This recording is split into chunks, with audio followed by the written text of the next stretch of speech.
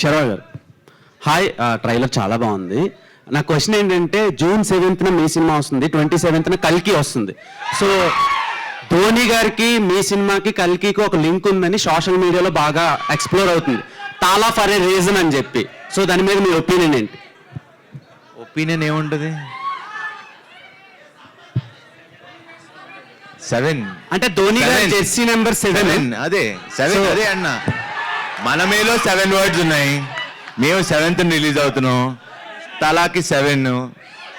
And one more question, express Raja, run Raja run, so కొన్ని సినిమాలు ఉన్నాయి మీరు ఎలా అంటే నాన్ స్టాప్ హిలేరియస్ ఫన్ ఉంటుంది, at the same time content కూడా అదే రేంజ్లో ఉంటుంది. ఈ సినిమాని మేము ఎంతలా తీసుకోవచ్చు? ఆ సినిమాలకి ఒక అంటే ఏమీ తగ్గకుండా అయితే ఉంటుంది. అండ్ హాయ్ నాన్నతో కొందరు కంపేర్ చేశారు ప్రీవియస్గా, సో దాని మీద మీ ఒపీనియన్? అవును అవును. ఆ సంబంధం ఉండదు అసలు. ఓకే, టోటలీ అసలు కృతి గారు వేరే కృతి గారు మీరు ప్రీవియస్గా కస్టడీ అని ఒక మూవీ చేశారు. సో మీ క్యారెక్టర్ అందులో చాలా బాగా వర్కౌట్ అయింది, కానీ దాని తర్వాత ఎక్కువ కనిపించట్లేదు.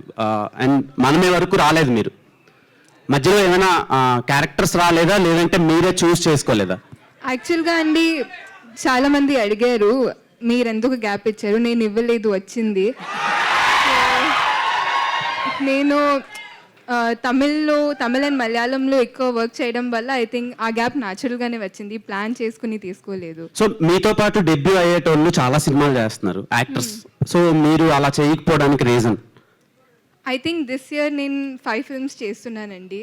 సో నాకైతే ఐఎమ్ వెరీ గ్రేట్ఫుల్. అంటే 5 ఫిల్మ్స్ చేస్తున్నానని చెప్పట్లేదు, even 1 film would be enough for me if I'm heartfully doing it. So ఇది ఐ కాంట్ సే దట్ నేను తక్కువ చేస్తున్నాను, ఎందుకంటే I feel very grateful with what I have. Okay,